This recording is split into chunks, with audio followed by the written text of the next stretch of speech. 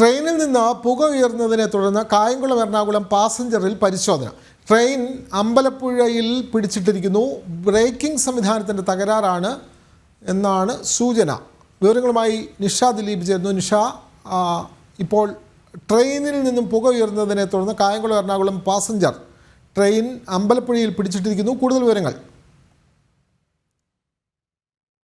പരിഹരിച്ച് എന്നാണ് റെയിൽവേ ഇപ്പോൾ അറിയിച്ചിട്ടുള്ളത്. ഉടൻ തന്നെ കായംകുളം എറണാകുളം പാസഞ്ചർ യാത്ര തുടരും.